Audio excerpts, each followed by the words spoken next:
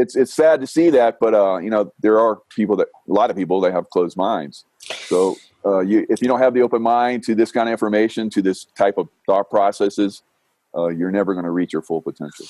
Welcome to Martial Mindset, where we delve into some of the leading minds in business, martial arts, and academia to find out what truly makes success in any field of life. We are the fight coaches who will motivate and inspire you to level up your game, no matter how big or scary your goals may be.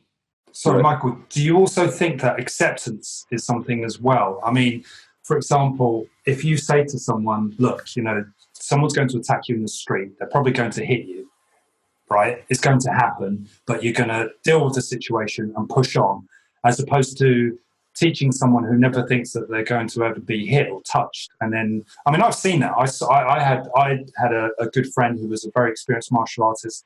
I watched him get into a confrontation and he got, someone landed a punch on him. And it was sheer shock on his face. It was like, the guy's hit me. That never happened in the gym. All of a sudden, someone's hit me. And obviously, everything just went out the window because he was in just a sheer sort of shock of, actually, this wasn't supposed to happen. So, I mean, I always say to people, look, want for a better word, shit happens, deal with it. Nothing goes to plan. And if you accept that nothing goes to plan, you can have that empty mind in terms of dealing with a confrontation, because you accept that it's going to go bad and you're going to deal with it. You're going to prevail, because that's where would you say that's where the intuition or intuitive nature would also extend to? Or yes, definitely.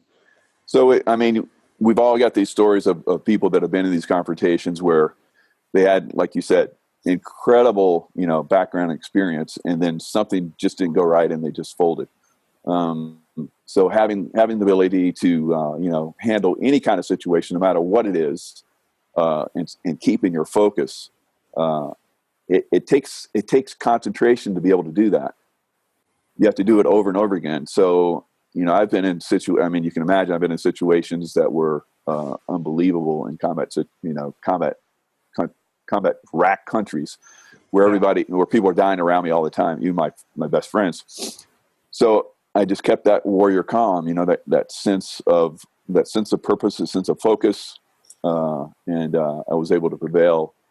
And for many, many years, I was in combat situations pretty much most of 10 years, going on 11 years, where I was just day in and day out. I come home for like a few weeks, a month at a time, and then go back, 2 to 3 months, and I come home, So I was just, at first it was like just overwhelming. It's like, weary on the soul, but I just learned how to just like relax through it, like we're talking about, and start to push myself into these different zones, the warrior calm.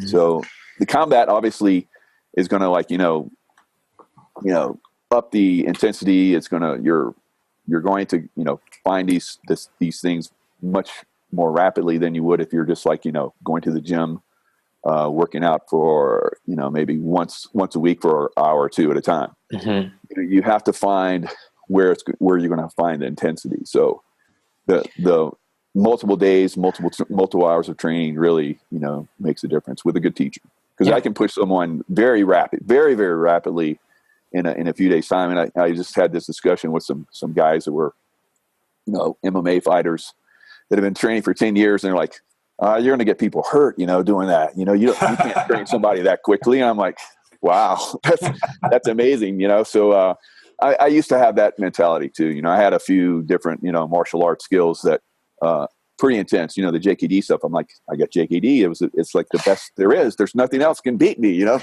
then, in a situation where someone did, and so I was like, wow, okay, so I need to, open my mind and realize there's a lot of things that can happen that I'm not trained for. So I have to be able to, handle in a situation. And then once I took that mentality, everything changed. So all those guys that are out there like, my Kung Fu is better than your Kung Fu. I was like, yeah, you got a ways to go. So but it can happen very quickly. Just this video right here, that if guys like that, like if I was used to be that guy, if I saw something like this, I'd be like, wow, I need to change my thought processes. So or they're probably just going to say, no, you haven't seen my Kung Fu. Oh, yeah, my company's the best. My company's the best. And I just laugh. Internally, I laugh. I'm like, yeah, you're probably right. Yeah. So, but it's sad to see that. But there are a lot of people that have closed minds. So if you don't have the open mind to this kind of information, to this type of thought processes, you're never going to reach your full potential.